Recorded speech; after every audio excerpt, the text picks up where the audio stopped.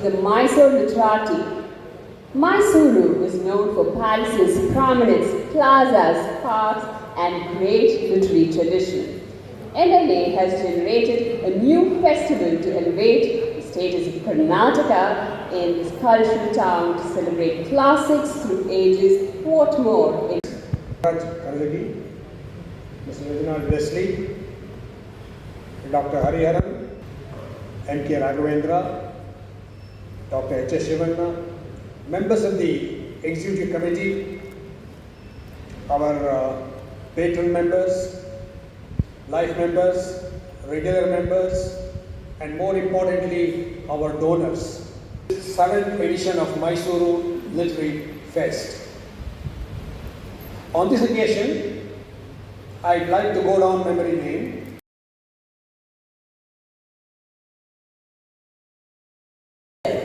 Today's festival presents to you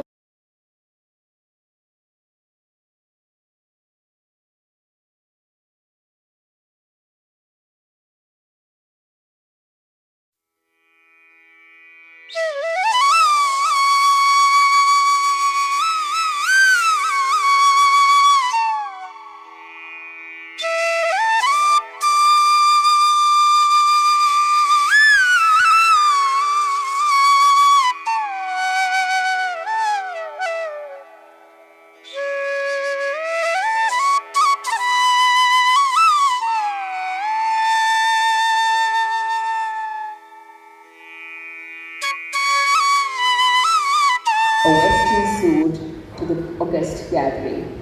Ladies and gentlemen, yes, for the day's achievements during the welcome speech by our President, Dr. Velliyappa, we are indeed privileged and honored to have him here to inaugurate our 7th edition of the festival. As Professor KCB said, we've been trying, it's a bit longish, but I can promise you.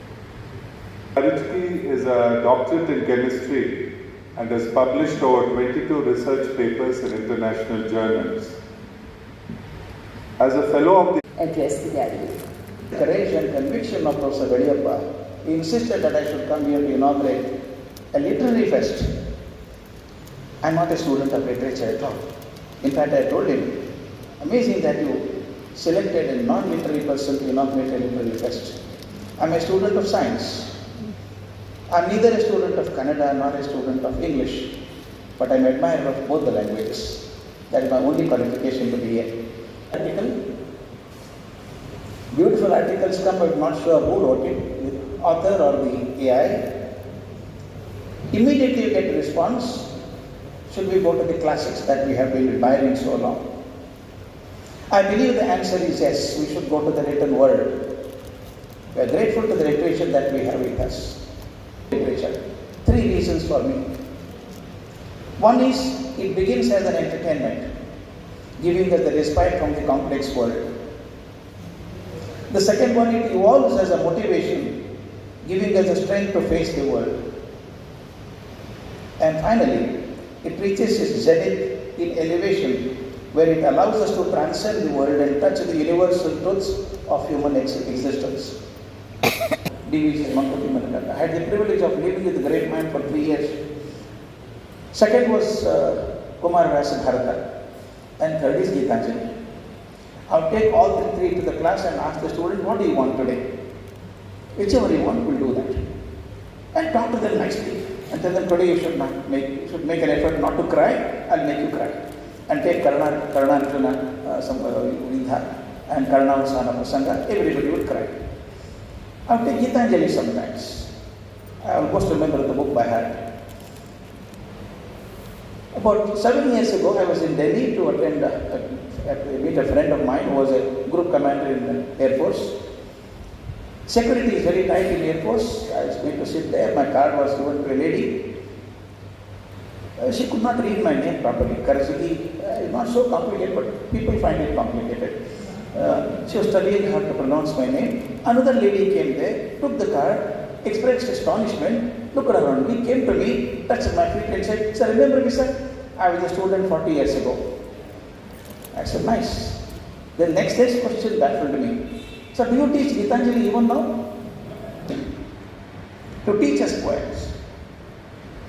And in a peculiar style, he taught me Cardinal Newman's Lead Kindly Light.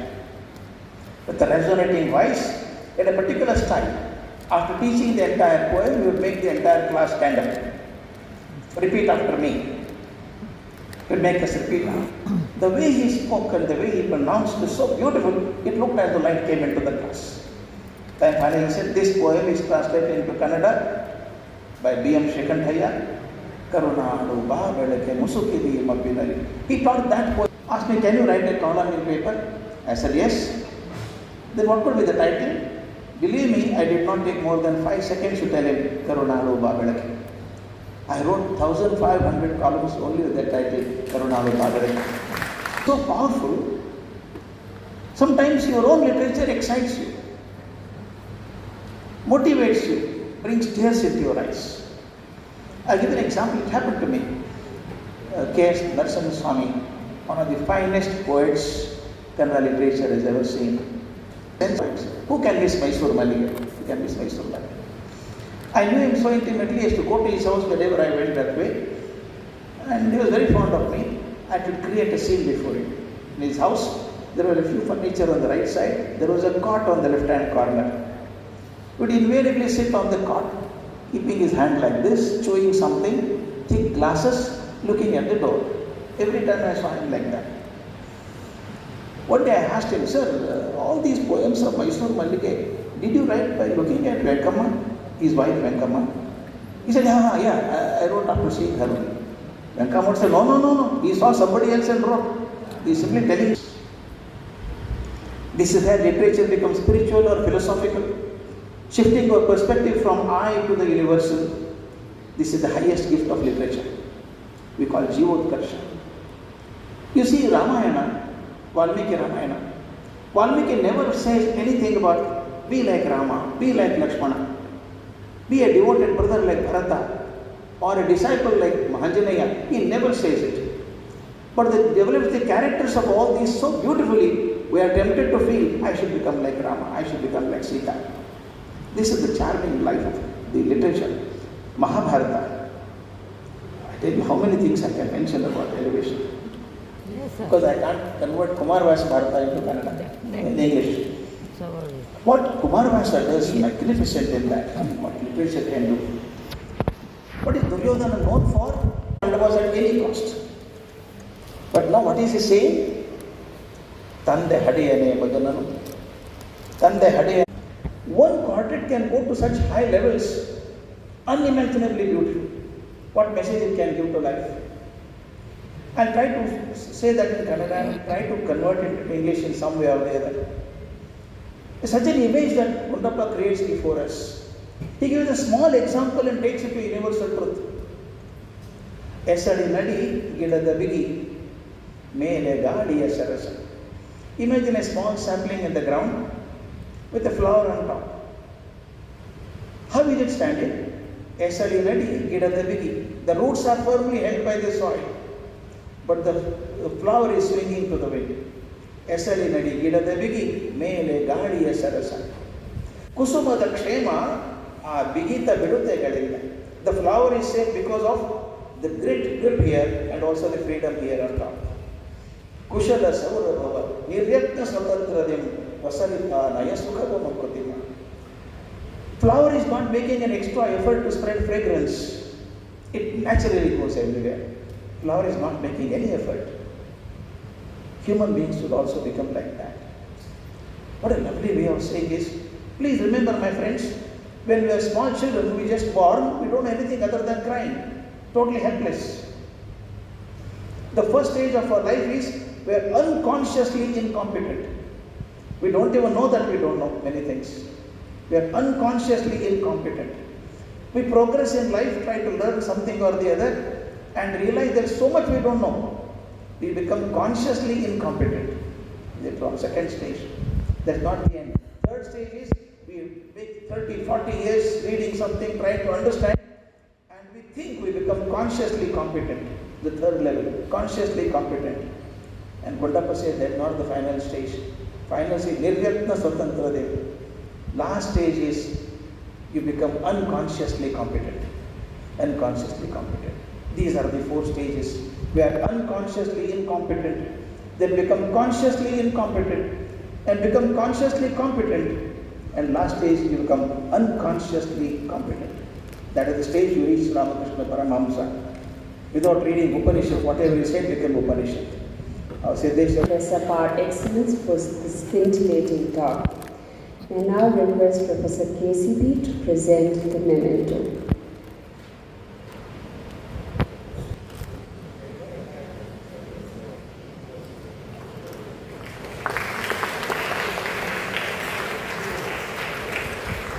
Request Wesley, the Honorary Secretary of MLA, to propose the vote of thanks. Session, and what a brilliant one that we had today, sir. Thank you so much. I welcome her to the session and look forward to the interaction with great anticipation. Welcome. To session, and our Dr. Geeta Karyappa carries the interaction. Geeta Karyappa steers this interactive session. She is a superannuated professor of English. She is an author herself with 13 volumes to her credit. Give the floor to Geeta Karyappa and Preeti Shanai with a lot of anticipation. Thank you and welcome. I feel very privileged to welcome to our conversation one of India's most influential and beloved literary voices. She has been featured on the Forbes. Preeti, before we dive into discussion on your books, I want to take you back to your childhood days. Looking back, what do you so much for inviting me here. And he spoke before me, Dr. Gururaj spoke about the beggar, and that's exactly how I feel right now, because the introductions have been so much, and when I'm listening to it, I said, yeah, that's true, that's me, because honestly, I don't think of myself like that. I think it's just life. I feel there are so many writers who are greater than me, there are so many writers who have written so much, and I don't see myself as anything great, but of course I'm honored and I'm very grateful for achieving what I have achieved. I'm extremely grateful, no doubt about that. But I also have worked really, really hard for it. I've really worked hard for it. So I'm very honored that I am among a very distinguished gathering. This is in Kendra Vidyalaya throughout. So every 3-4 years we would move. And everywhere we moved, the language was different, the syllabus was different. So I was always a misfit. And you're good at everything, that no one can make fun of me. That was my only thing. I have to be so good. So I started taking part in sports, I started taking part in arts, I started writing, more as a coping mechanism. Because I said, if I'm so good, if I become captain, if I become a public speaker, if I win prizes, then I will stand out, but in a very different way. So people will look up to me. So that was my beginning. It wasn't good that I should be like this. It cannot be like this, especially if it comes to young people. I have a direct access into their minds because I'm very close to my children. My son is 28, my daughter is 25. And my books reflect that. It happens for a reason. At that time my son was 17. So the character's son was 17. Because for me it was very easy to write. And in my earlier books when my children were younger, the children which appeared in that were younger. And the good thing is that I write a diary. So anytime I have a time machine, I just have to open my diary and see what my children were saying. What happened actually is that book was actually when I wrote the book. This is the book she's referring to. This is part 2. And part 1 is called A Place Called Home. Part 2 is called The Homecoming. When I actually wrote the book was very, very fat and it was large book, okay? So the entire story was complete.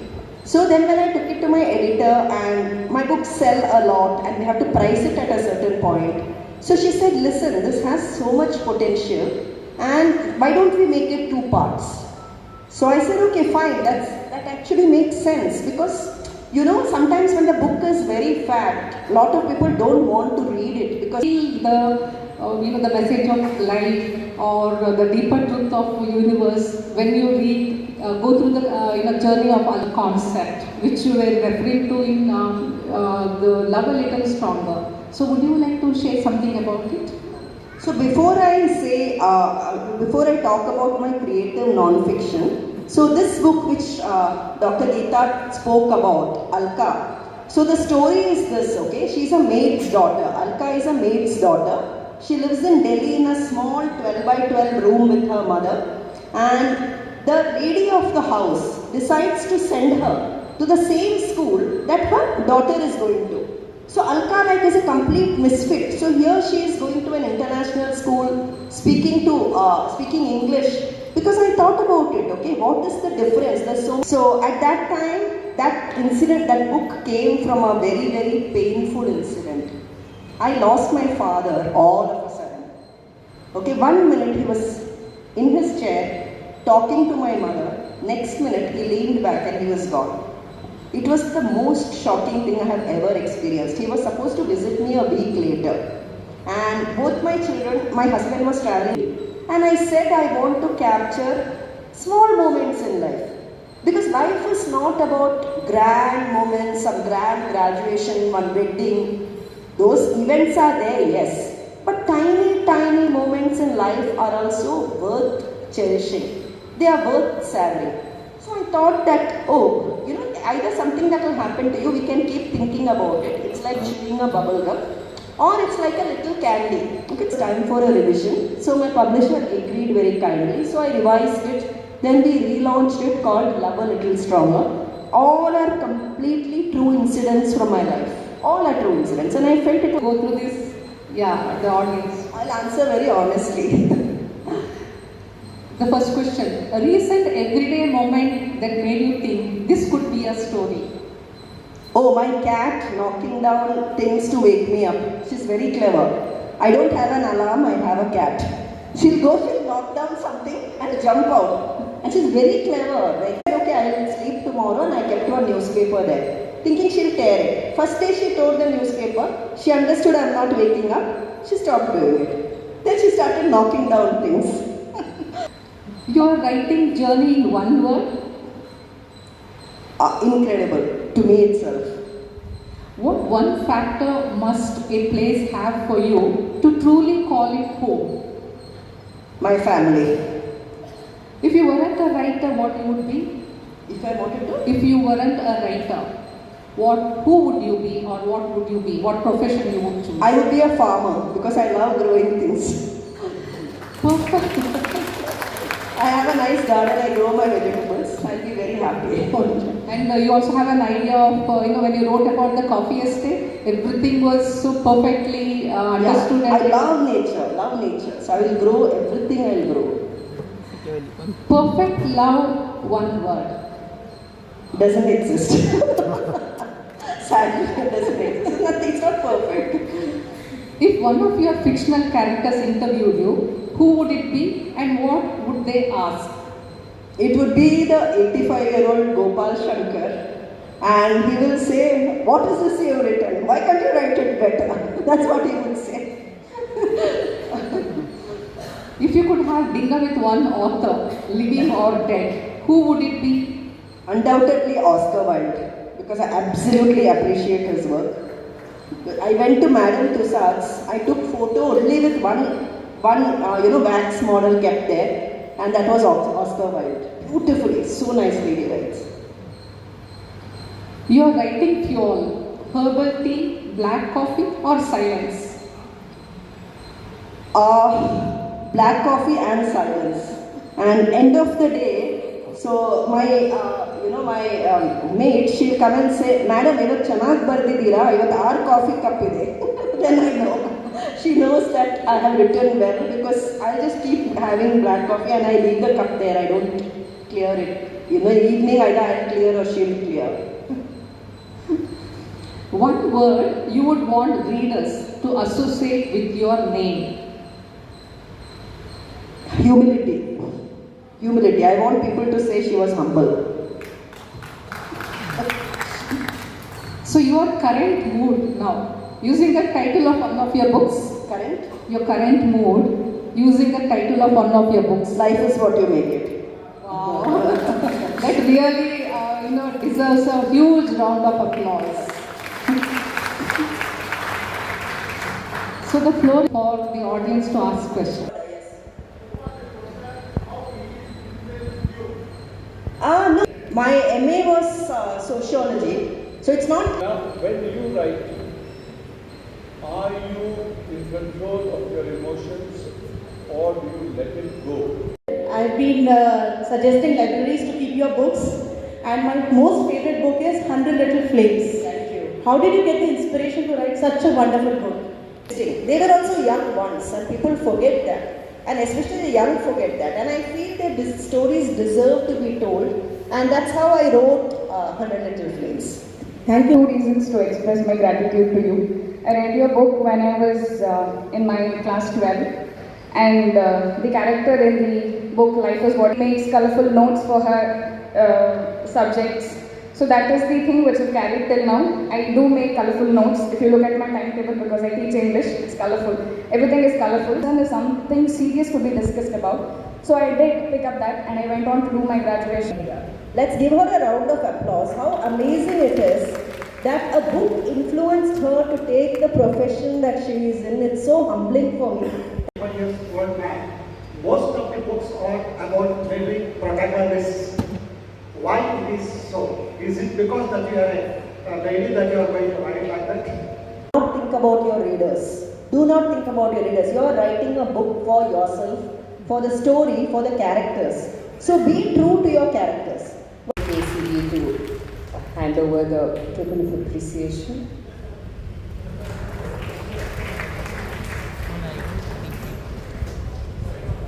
Shakira Jabin to introduce the next speaker. Please come over there. To the second session, B. Hariharan. Professor B. Hariharan began teaching English at the Christ College, Irun-3 Indo-Canadian Institute, New Delhi during 2022 and 23. He has worked on the cultural and agricultural expression of public spaces in Kerala. I'm truly overwhelmed days in the university. I'm talking about Professor Ayyappa, who was my teacher in new translations. But before I talk about Don Quixote's life, I thought I need to mention Professor Ayyappa. Sometime in 25 years ago, when he was alive, two young couples from Spain who had visited Trivandrum, and one of them had asked him apparently about which character from literature would he love to see on the Kathakali stage. And Professor Ayyappa had no hesitation, and he said he very much would love to see Cervantes' classic Don Quixote being produced as a Kathakali play. It was around the same time that Kathakali was being fashioned. The translator is no more. Only the translation survives. The translator. He should disappear in the work, shouldn't he? Ayyappa asks. Between the reader and the original author, why should he? He should achieve the extinction of his personality. He is perhaps most successful when he is best visible, when he is least visible, and hence most visible too. These are Ayyappa words. In the work is what Ayyappa had written. For me is life in new translation, that subtext that you obtain. Now with this idea in this background, I want to briefly describe Don Quixote's life in new translations and the of an 18th century the English translation of Don Quixote. Of the novel in India, and we know how central a place survival has lived in one part of India. So I'm sure this edition, this abridged edition, had 80 pages to it.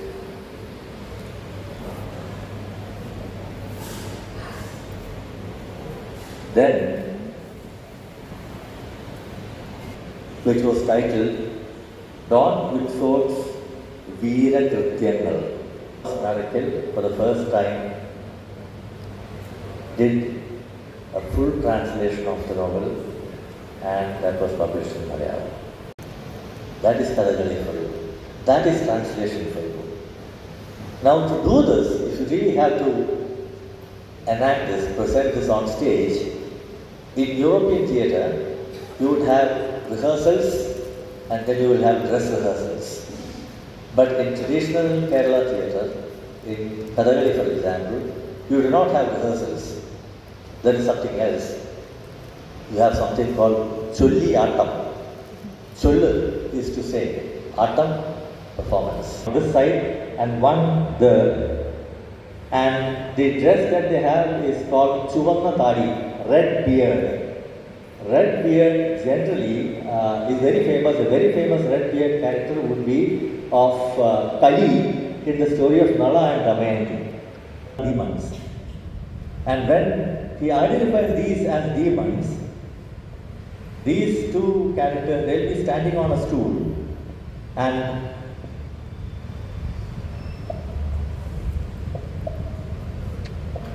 right, the hands will be going, right? That is when he perceives them. But when it is Sancho, it becomes something else. Right? It is not that the windmills see them. What kind of parody is there that you have? Maynard is a character who emerges as a splitting image of Alonso Quijano, who dreamt the world of chivalric romances and the knighthood, word for word and line for line. The literary adventure of Borges' titular hero claims an act of writing that coincides literally all the way with that of Cervantes. Literary translations offer other versions of homage to translated texts. I'm sure most of us know that. But I have a couple of questions. We can chew over that with Isabella Barth. These are the two questions. Do translations of literary texts coincide word for word, line for line with the source text? What kind of playfulness is involved in the translation of a literary text? How playful can we become? Will it be fraught with the intentions of copying, or will it coincide word for word and line for line with the source text? We started more and more catering to the educated few. In fact, after 2000, there's also an Anglophone public which Hindi cinema is addressing. English speaking, they have English, like use bad words in English, stuff like I think Rangde Basanti, they started to. Or are we going to make compromise as we do in all other fields?